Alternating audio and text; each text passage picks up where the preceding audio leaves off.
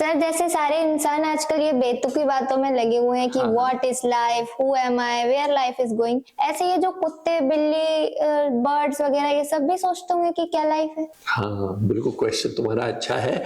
हमने एक वीडियो किए हुए हैं, एक नहीं 10 वीडियोस करे हुए हैं। किस पे? हु एम आई पे। हम ये जानना चाहते हैं कि मैं कौन हूं। क्यों?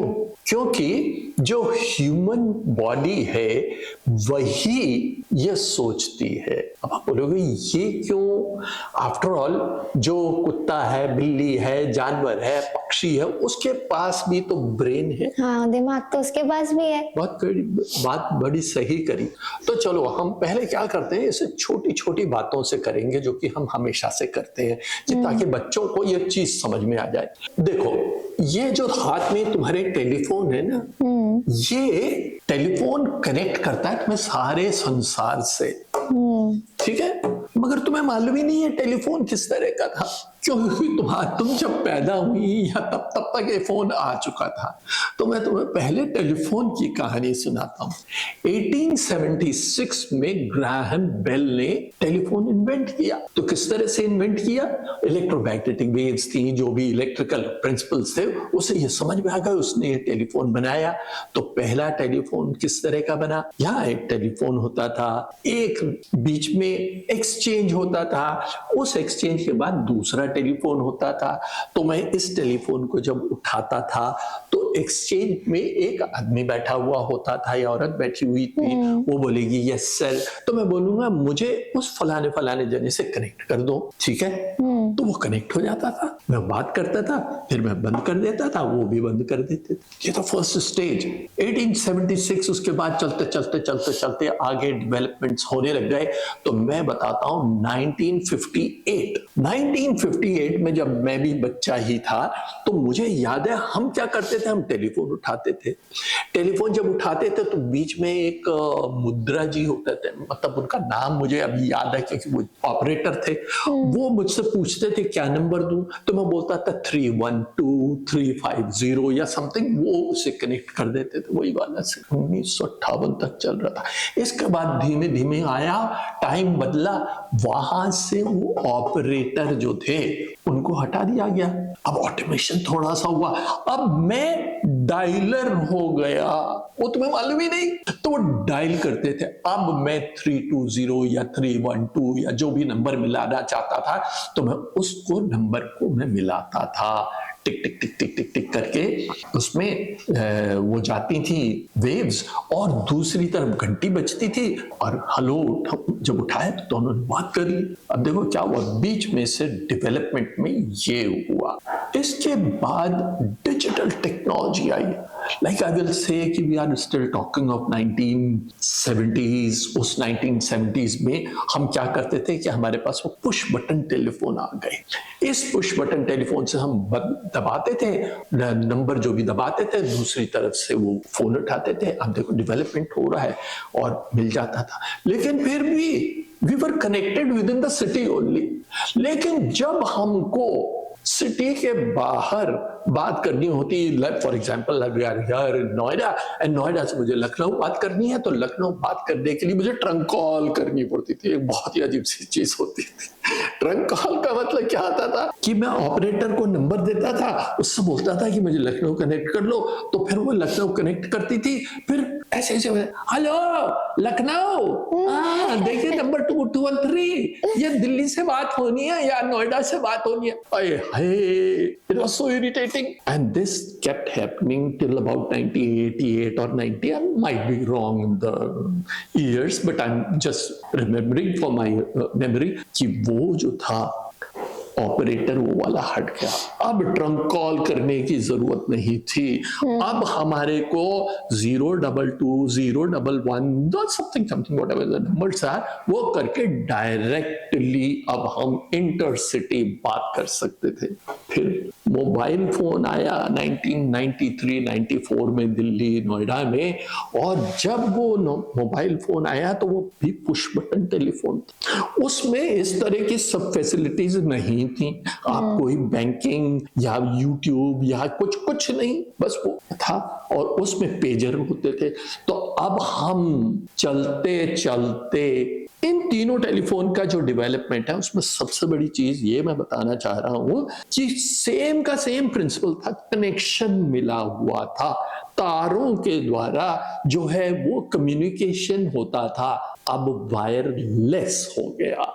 तो वो वाला टेलीफोन नोकिया, मोटरोला वगैरह आए, उन्होंने फोन्स बनाए और फिर धीमे धीमे करके डेवलपमेंट हुआ, डिजिटल टेक्नोलॉजी और इंटरनेट का जो है वो भी एक्सपेंशन होने लग गया और हमारे पास ये मॉडर्न टेलीफोन्स आए। अब ये टेलीफोन क्या करता है, ये सब जगह कनेक्टेड है, सारे संसार वर्ल्ड में कनेक्टेड है, कोई बीच में कुछ नहीं है। ये टेक्नोलॉजी थी जो डेवलप होके वहां तक पहुंच गई। We are connected without wires, we are connected wirelessly. तो क्या है कि ये डेवलपमेंट हुआ, ऐसे ही एग्जैक्टली ह्यूमन डेवलपमेंट हुआ। ये इंपॉर्टेंट है इसलिए मैं तुम्हें बता रहा हूं ह्यूमन डेवलपमेंट कैसे हुआ। हम सब we started from let's say paramecium, amoeba, जो एक बेसिक सेल्स थी, ऑर्गेनिक सेल्स थी जो ग्रो कर रही थी। That happened billions of years back. The earth was created some 4.2 billion years away, लेकिन हमारे को बिलियंस ऑफ इयर्स लगे before amoeba became an organism of a different kind. वो था फिशेस। उसके बैकबोन थी, उसका एक ब्रेन था, इस ब्रेन को हम प्रिमिटिव ब्रेन कहते हैं।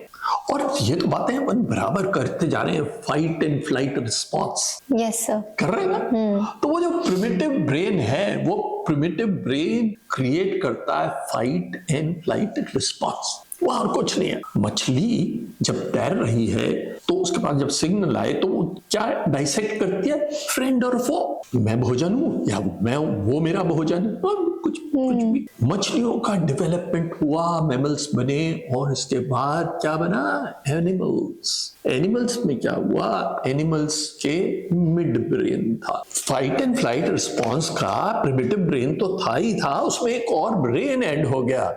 तो वो जब ब्रेन हमारा ऐड हो गया तो उसमें थे थॉट्स, emotions.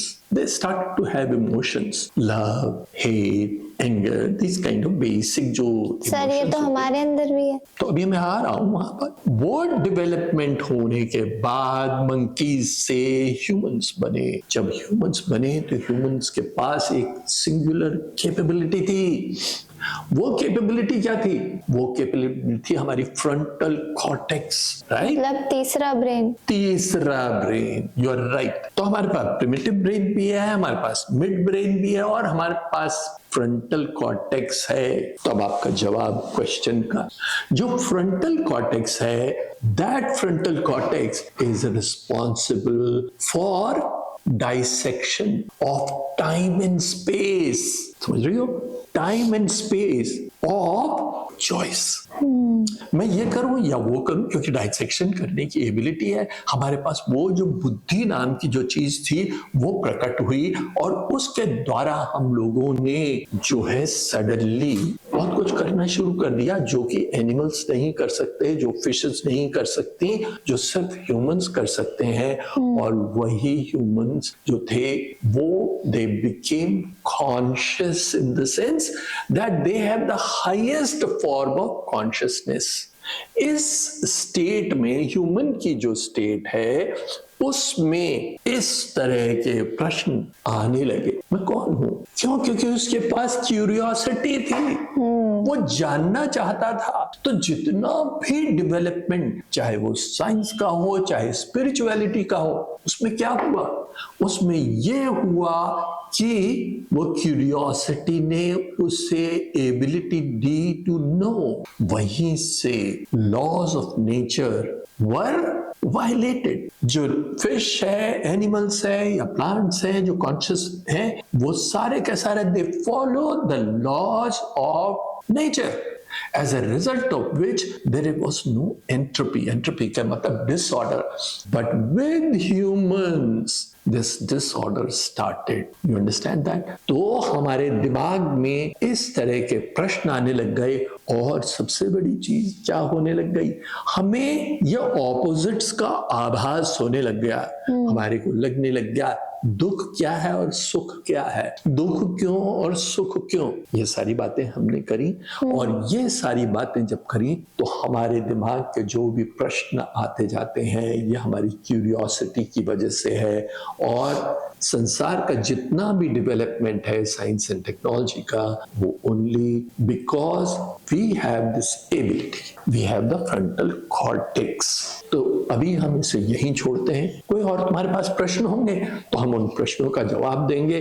क्यों? क्योंकि ये बड़ा इंपॉर्टेंट था। हमारे पास प्रिमिटिव ब्रेन है, हमारे पास मिड ब्रेन है, हमारे पास फ्रंटल कॉर्टेक्स। इसने ह्यूमन साइकोलॉजी के साथ कैसा डिफरेंशिएशन लाया कि वो जो है एक अजीब तरह से फंस गई है। और क्योंकि वो फंसी हुई है इसीलिए हमारे पास इस तरह के क्वेश्चंस आते हैं। क्यों? क्योंकि we are also looking forward to a perennial, मतलब eternal happiness.